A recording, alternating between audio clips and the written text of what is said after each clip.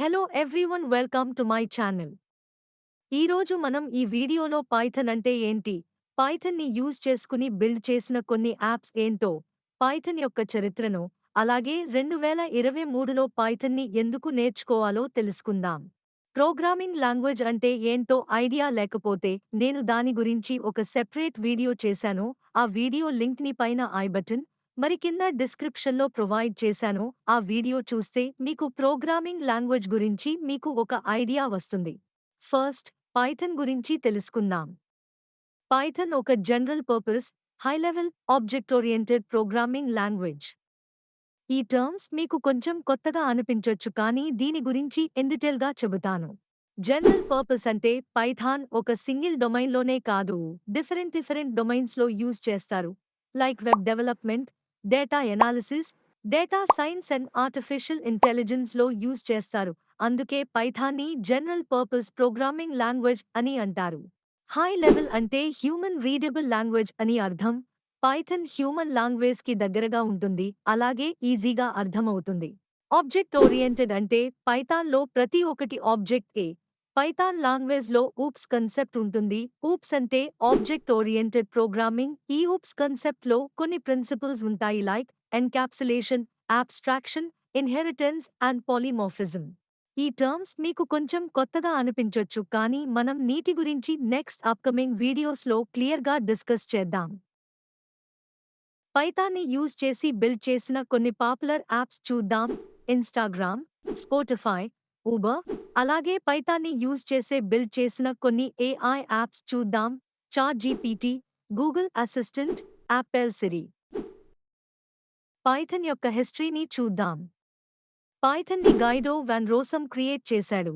1991లో Python యొక్క first version 0.9.0ని release చేశారు. ఆ తర్వాత అనేక వర్జన్స్ రిలీజ్ అయ్యాయి. లైక్ 1994లో పైథాన్ 1.0, 2000లో 2.0, 2008లో 3.0, అలాగే 2020లో పైథాన్ యొక్క 2 వర్జన్ ఎండ్ అయింది.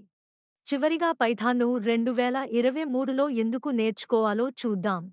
మనకి పైథాన్ కాకుండా ఇంకా డిఫరెంట్ ప్రోగ్రామింగ్ లాంగ్వేజ్ కూడా ఉన్నాయి, like C, C++, Java and dot etcetera. మరి మనం పైథాన్నే ఎందుకు నేర్చుకోవాలో అని మీకు డౌట్ రావచ్చు.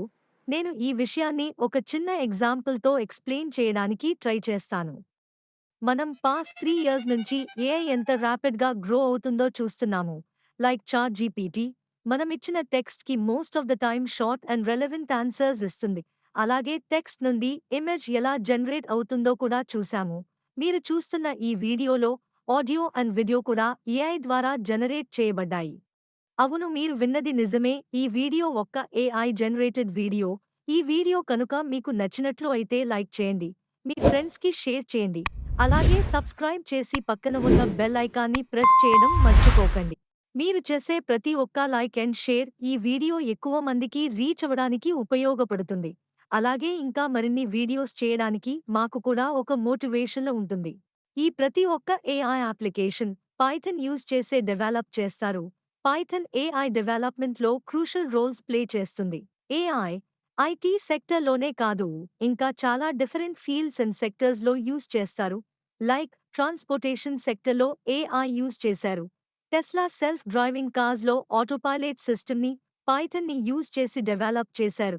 అలాగే హెల్త్ కేర్ సిస్టంలో కూడా ఈ యొక్క ఏఐని యూజ్ చేస్తారు. ఫర్ ఎగ్జాంపుల్, ఒక పేషెంట్ల యొక్క బ్లడ్ శాంపిల్ ఇమేజ్ని ఏఐ మోడల్లోకి ఇన్సెట్ చేస్తే ఆ బ్లడ్లో ఉన్న డిజీజ్ని ఐడెంటిఫై చేస్తుంది.